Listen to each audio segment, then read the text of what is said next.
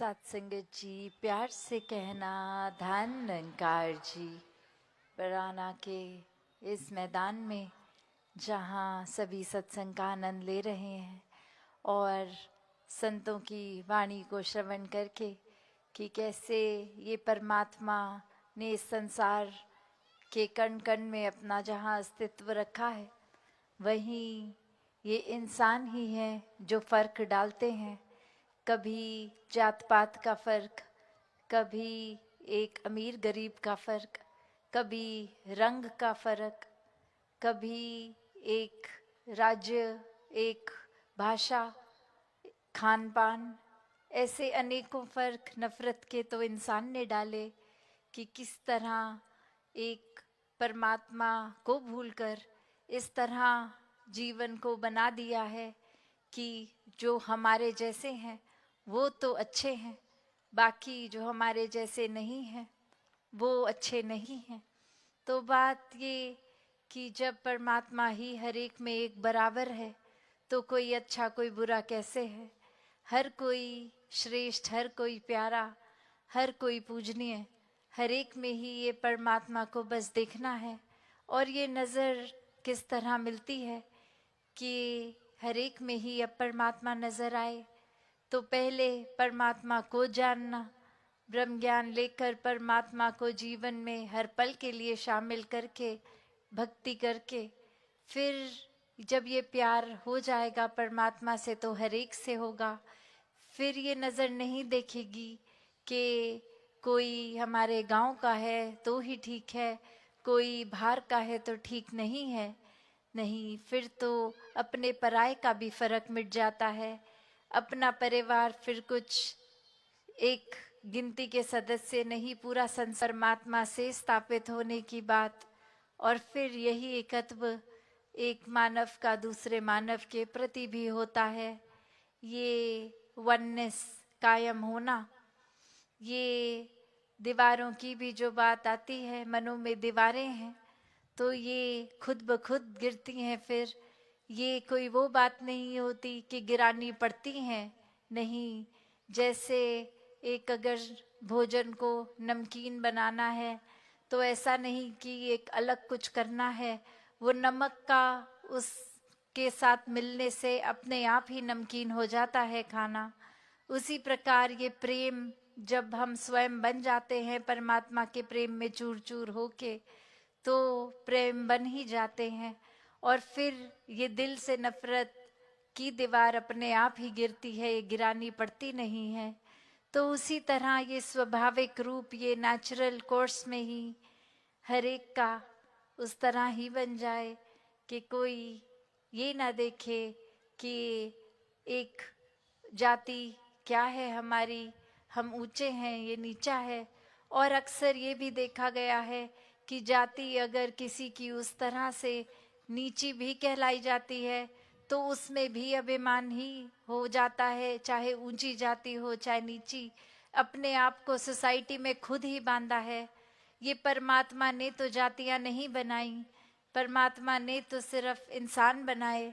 ये इंसानों की सोच खुद को बस बाइफिकेशन से एक तरह से डब्बे नहीं बना के हर एक को डाला कि ये यहाँ रहे, ये हमारे मन के इस कोने के इस डब्बे में यहाँ रहे। नहीं, फिर तो ये मन हर एक के सत्कार में एक प्रार्थना रूप बनाकर हर एक के प्रति खुद को समर्पित करके सिर्फ संसार के कल्याण में ही लगता है। तो ऐसे फर्क जहाँ ये हमारी सोच ही खुद बनाती है, वहीं ये भी है कि चाहे कितनी पुरानी ये सोच हो, ये इसी पल में सोच बदली भी जा सकती है। एक व्यवहार सत्कार का हम हर एक के प्रति भी बना सकते हैं। एक सुपरस्टिशंस, एक उस तरह से अंधविश्वास के अंधकारे से खुद को रोशनी की तरफ भी लाया जा सकता है। बस वो आत्ममंथन खुद का, ये एक सोच खुद बनाकर एक प्रगति मन की भी और सोच की भी, तो फिर ये कर्म भी अपने आप अच्छे ही होंगे। ये कल्याण का मार्ग चुनने वाले संत यही संदेशा युगों युगों से देते हैं कि तंगदिली में नहीं, एक विशालता में ही जीवन को जीना है। एक सोच का भी एक विस्तार होना है। एक आध्यात्मिक ही जड़ है। जो आध्यात्मिक होगा इंसान, वही अच्छा मनुष्य, ये दैवीय गुण, ये ह्यूमन वैल्यूज को भी अपनाएगा।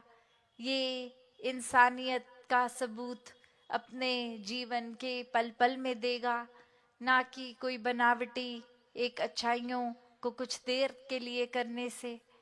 तो जैसे जैसे ये इंसानियत संसार में एक और प्रमाण यही बनाएगी कि अपने जीवन को ही एक इंसानियत का प्रमाण बनाना है, ना कि सिर्फ ये इंसान का शरीर है तो इसलिए इंसान है।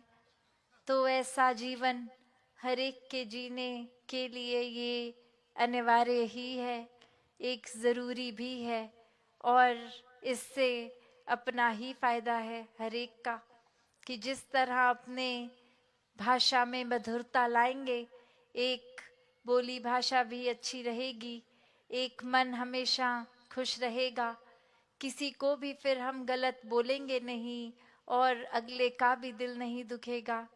कैसे फिर हर एक के लिए सेवा करने का भी ये जज्बा बना रहेगा कि हम किस कैपेसिटी में हम अपनी समर्था अनुसार जो भी ये परमात्मा ने समर्था बख्शी है उसी के वजह से ये सेवा समर्पित भाव से कर रहे हैं। एक सत्संग के प्रति, एक संतों के संग के लिए हर समय मन ये खुश रहेगा कि कैसे ये और ज़्यादा किया जाए, एक अच्छी सोच विचारधारा को जीवन में समान एक ऐसे लें कि ये मन रच जाए अब प्रभु प्रेम में ही। और फिर कैसे ये सुमिरन रूप की लड़ी भी चली रहती है, चाहे पूरे दिन में कुछ भी कर रहे हों, मन तो परमात्मा में ही है, काम चाहे जो मर्जी हो, और फिर वो काम भी अच्छा ही होता है जो परमात्मा के एहसास में होता है। वरना तो एक पल नहीं लगता कि यहाँ ये एहसास, ये लड़ी, एक लगन, एक जो लिव जुड़ी है परमात्मा से, वो टूटी कि फिर मन वापस एक भ्रष्ट रूप ले लेता है। मन फिर अपनी ये उछल कूद में लग जाता है। मन फिर एक नेगेटिव सोच को भी अपना लेता है, एक बुराई की ओर चले जाता है, एक ढलान की ओर नीचे को गिरता है। पर वहीं संतों ने चेतनता भी बख्शी कि अगर ऐसा है, जिस पल खुद को समझ आए कि ऐसा हम कर रहे हैं जो संतमति के अनुसार नहीं है, तो उसी पल खुद को संवार लिया जाए। ये आत्ममंथन, ये आईना तो परमात्मा रूप हर समय है। आत्ममंथन करके हम अगर सोचें बस कि जो कर रहे हैं उसका एक ज़रूरत भी है करने की कि नहीं, जो कर्म कर रहे हैं क्या वो हमारे लिए लाभदायक हैं कि नहीं, क्या वो औरों के लिए लाभदायक हैं कि नहीं। तो इस तरह से खुद को बदलने का भाव संत रखते हैं। एक खत बनाना है कि किसी तरह कई परिस्थिति आई नहीं कि टूट के बिखर गए, एक अपने अस्तित्व को खो रहे हैं हम, और वहीं अगर जड़ें इस परमात्मा में घास की तरह लगी हैं तो कितनी भी आंधी आए घास का नुकसान नहीं होता। तो कैसी सोच को बनाए रखना है, क्या हम वाकई ही हर एक के लिए ये परमात्मा जैसे हर एक में देख सकते हैं कि नहीं, और वो तरीका केवल और केवल ब्रह्म ज्ञान का है, इस परमात्मा की प्राप्ति का है। एक जीते जी जहाँ परमात्मा के दर्शन करके हर एक को हर एक पल में फिर ये परमात्मा एक समान ही नजर आता है, वहीं ये जीवन एक हमेशा से इंसानी जीवन को महान रुतबा भी मिला है कि ये जीवन मानुष का तन मिला है, तो ये बहुत ही एक लाभदायक पल चल रहे हैं। ये श्वासों को व्यर्थ नहीं गंवाना है, जीते जी ही मुक्ति के हकदार, कि जीते जी भी हम जहाँ हर पल में परमात्मा से जुड़ गए तो ये मुक्ति ही है। और शरीर खत्म होने पे भी ये आत्मा को पता है अब कि कहाँ जाना है, तो वो मुक्ति रूप भी।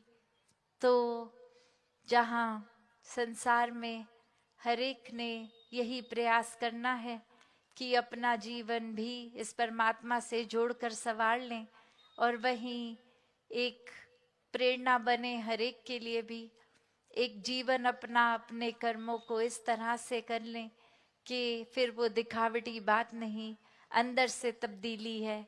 एक खुद को ही बदलने की शुरुआत खुद से खुद तक। और ये जब खुद को संभाल लेंगे तो फिर किसी को हमें चिल्ला के बताने की ज़रूरत नहीं है कि एक अच्छाई है हम में, एक हमारा सत्कार करो। वो तो विनम्र हो जाता है जिनका दिल, तो अपने आप हर एक तक वो एक पता लगता है हर एक को कि कैसा एक महान जीवन सामने वाला जी रहा है।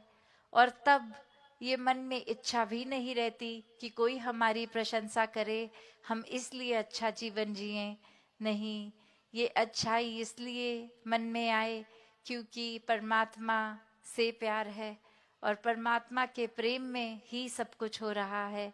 तो फिर ये चतुर चालाकियाँ, ये कुछ चुनिंदा लोगों के आगे एक खुद का व्यवहार अच्छा दिखाने की इच्छा से नहीं, पर वाकई ही खुद के ही संवारने के लिए खुद पे मेहनत हो रही है।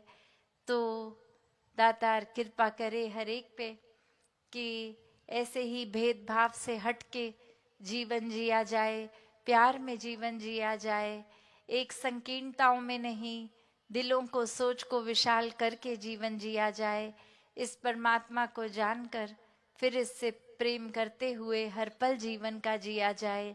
ये जीवन की रिस्पॉन्सिबिलिटीज़, ये जिम्मेवारियां भी हर कोई जहाँ बखूबी निभाता जाए, वहाँ एक ये रिस्पॉन्सिबिलिटी भी कि एक जीवन मिला है तो वो आध्यात्मिकता के लिए भी सबसे पहले एक मन हमेशा आध्यात्मिक होकर रहे, परमात्मा के इस जुड़ाव में, इस प्यार में रहे। एक सबसे पहले वो जिज्ञासा आनी भी, एक क्यूरियोसिटी कि परमात्मा कहाँ है।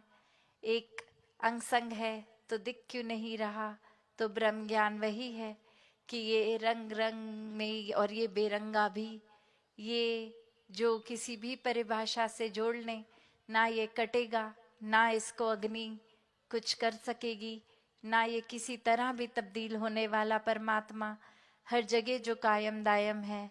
ये जीवन में इसका दर्शन करके, इसके एहसास में रहकर फिर जीवन जिया जा सकता है। तो ऐसा जीवन हर एक को मुबारक हो, ऐसा जीवन जीने के हर कोई हकदार रहें। सत्संगत जी, प्यार से कहना, धन निरंकार।